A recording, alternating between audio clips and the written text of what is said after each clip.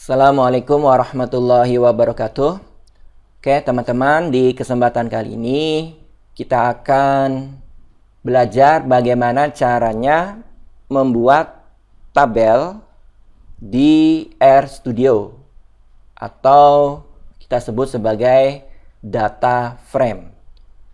Ini pengetahuan ya untuk digunakan ketika kita ingin membuat tabel kebenaran logika dengan menggunakan RStudio.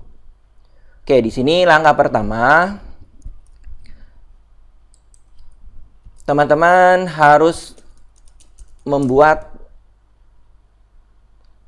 data vektor terlebih dahulu. Misalkan data vektornya itu adalah P. Kita namai sebagai P sama dengan caranya untuk menginputkan data vektor itu adalah C, kemudian kurung buka, kurung tutup. Baru kita ketikkan datanya. Nah, ini tujuannya untuk membuat tabel kebenaran. Berarti kita gunakan tipe data yang logika. Kita ketikkan true,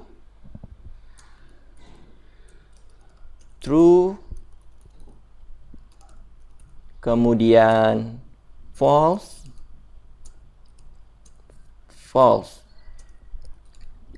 Oke ya, kita akan buat key sama dengan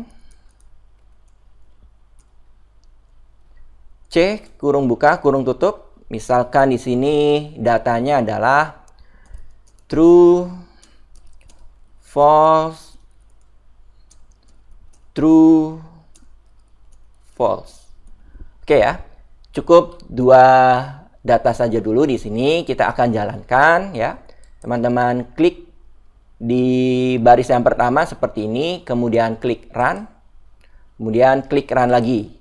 Nah, oke ya, semuanya sudah tereksekusi ya di konsolnya.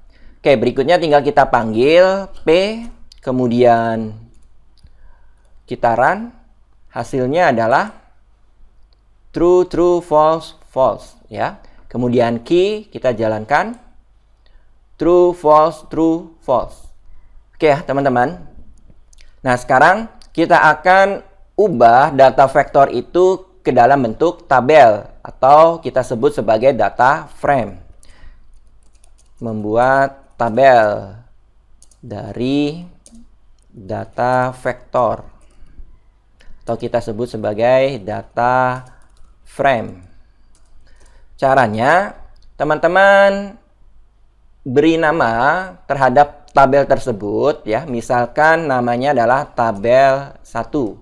Sama dengan kita gunakan perintah data.frame ya. Ini adalah perintah untuk membuat data frame atau tabel. Yang isinya kita ambil dari P, key. Jadi kolom pertama itu adalah P, kolom kedua adalah key.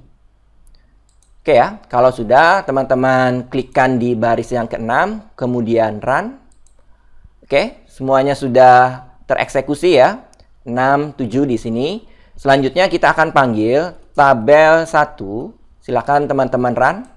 Nah, di sini sudah dalam bentuk tabel ya atau matriks. Oke ya.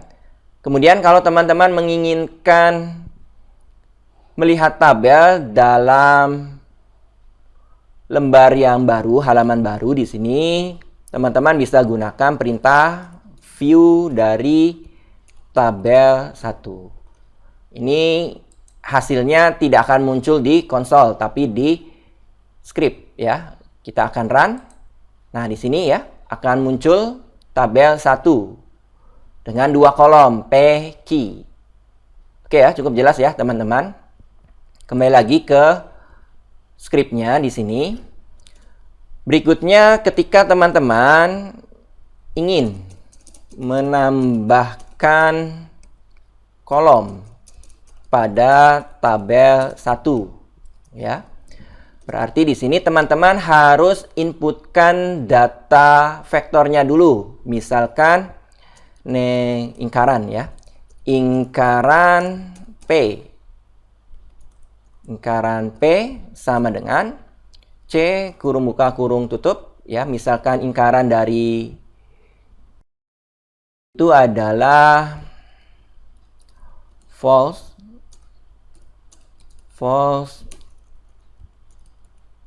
Kemudian ingkaran dari P-nya adalah false, true. Oke, kalau sudah, kita akan jalankan eksekusi dari baris yang ke-11 kita run. Oke, sudah tereksekusi sampai baris ke-12 ya di sini. Tinggal kita ingin panggil ya, ingin mengecek ya.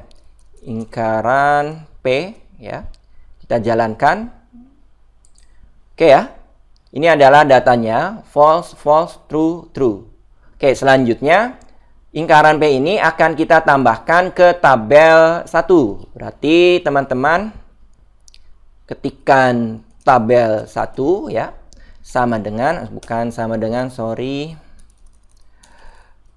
tabel 1 kemudian $.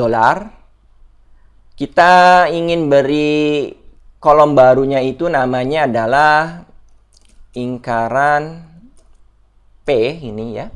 Kemudian nilai dari kolom tersebut diambil dari ingkaran P yang sudah kita inputkan di awal yang ini ya. Kalau sudah, kita akan jalankan run, kemudian kita panggil tabel 1. Apakah ini ada perubahan dari tabel sebelumnya? Oke ya, ternyata ada perubahan di sini. Bertambah 1 kolom dengan judul ingkaran P. Kemudian isinya merupakan data dari ingkaran P itu sendiri. Oke ya teman-teman. Oke, mudah-mudahan apa yang saya sampaikan ini dapat diikuti, dapat dipahami, dan bermanfaat. Terima kasih atas perhatiannya. Saya akhiri. Assalamualaikum warahmatullahi wabarakatuh.